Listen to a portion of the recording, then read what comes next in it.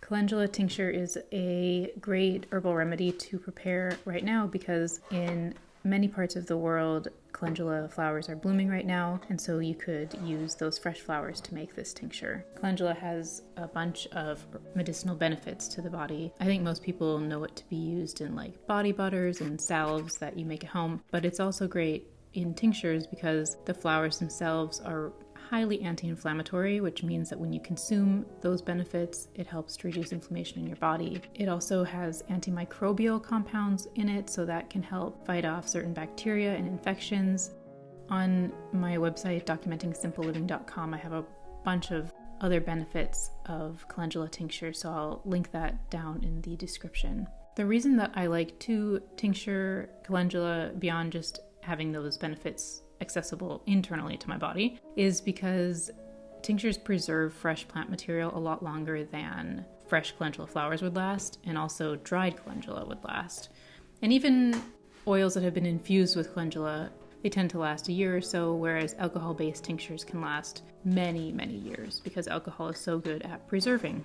To make calendula tincture, you can use fresh or dried calendula flowers. Where I live in the UK, this summer and spring has been extremely wet, and basically everything that I planted in our garden has been destroyed by slugs and snails. So I'm using dried calendula petals, sadly, and they're easy to find online if you're in a similar situation to me and you don't have access to fresh flowers. If you're lucky enough to have your own, just, go ahead and harvest your calendula flowers. Try to do it in the early morning so the essential oils in those petals haven't been zapped by like super hot heat or the midday sun. It's best to harvest flowers in the morning just so they have the most concentrated levels of that essential oil, which will mean that your tincture is more concentrated with those medicinal benefits. So the way that I like to begin is to add the petals to a clean glass jar. I'm using dried here, so I'm going to fill my jar about halfway. If you're using fresh, you can fill it about 3/4 of the way full. The reason I'm filling it halfway is because when I pour the alcohol over top, the petals will absorb the alcohol and expand. So I just want to leave some extra space for that to happen. If you're using fresh flowers, just obviously make sure to remove any visible dirt and bugs before putting them into your glass jar. And then the next step is just to cover the petals with alcohol. For most of my tinctures, tend to use an unflavored vodka. You want to make sure that you use at least 40% alcohol or an 80 proof alcohol, which is what I'm using here. Now, if you're using fresh petals, you might want to use something a bit stronger, and the reason for that is because the higher level of alcohol helps to offset any water content that is in the plant material. Water can make your tinctures spoil more quickly, so if you use a higher alcohol content, then it kind of combats that water content that's in your fresh plant material. You want to cover the petals completely until they're totally submerged in alcohol, and then add a lid to your jar. I am using a mason jar just because it's what I have on hand, and alcohol will corrode the metal on mason jar lids, so I like to put a piece of parchment paper between the lid and the alcohol, and then just shake it to make sure everything is completely covered in the alcohol.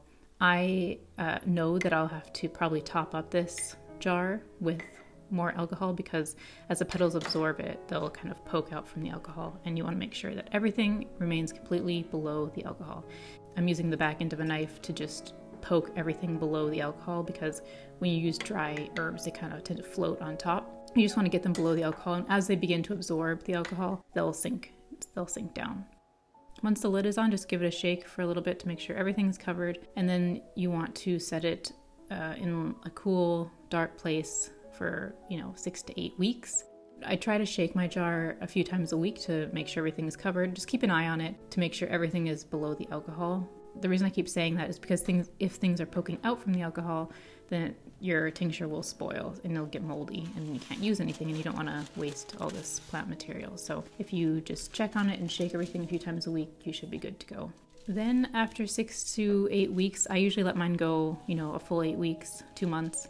You can use a strainer, cheesecloth, coffee filter, tea strainer to strain off the tincture. I'm using just a mesh strainer because there's not a lot of small bits in this plant material. They're all just those larger, beautiful yellow petals, and so it's find for you to use a strainer. Where I would use a coffee filter is something like black peppercorn. You crush those up and there's lots of little pieces, and you want to be able to strain off the plant material completely. And with peppercorn, there's such small little pieces that I tend to use a coffee filter in that scenario.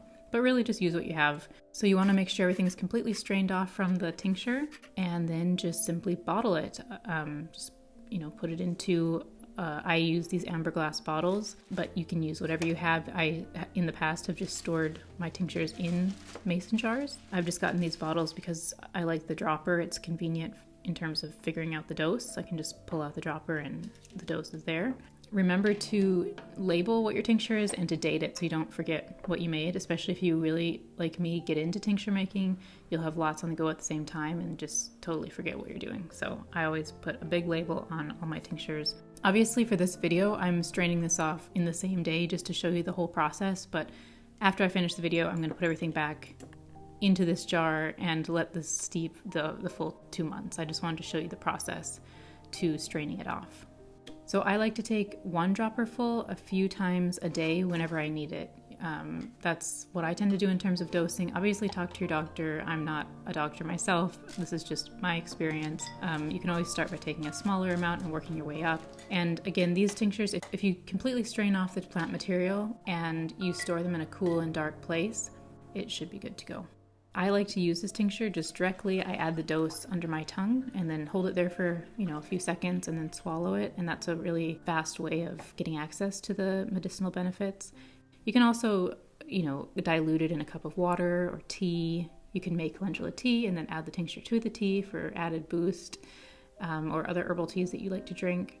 You can also add a dose of the tincture to like an oil or a lotion and mix it in with your finger and then just apply it externally. So to like minor skin inflammation or to reduce redness on your skin. You can also use the tincture as a mouthwash. Calendula is good at helping reduce bacteria in your mouth. So you can add the tincture to maybe a glass of water and swish it around in your mouth as a mouthwash. There are lots of ways to use the tincture, but if you're just after, gaining those medicinal benefits internally that the plant can offer, I just take it under my tongue. You can definitely make this without alcohol just by swapping out the alcohol for store-bought apple cider vinegar. Vinegar isn't as great at extracting the medicinal benefits from the flowers as alcohol is, and it's also not as good as preserving the tincture. So, just know that your tincture is probably a bit weaker and it will last not as long. I like to consume vinegar-based extracts and tinctures within like 6 months to a year. Again, just taking a look at it, smelling it, making sure it still is good. But they last, a somewhat long time, but not as long as alcohol-based tinctures. But they are a great option if you are trying to avoid alcohol. If you're interested in learning how to make tinctures, learning new recipes, what herbs are good to tincture for certain seasons and certain conditions, make sure to sign up for my newsletter. I email once a week with tips and recipes and all that. So I'll leave a link in the description where you can sign up for that newsletter. Please let me know your experience of making this, how you're using it, and tag me on social media. I kind of took a break for social media for a year or so, but I'm trying to get more active on it again. I put a few reels up recently and we'll see if I continue to do that. But if you share on social media, I do look at my accounts and whatnot. So make sure to tag me. I'd love to see the tinctures that you're making. Thank you for stopping by, and I will speak to you in the next video.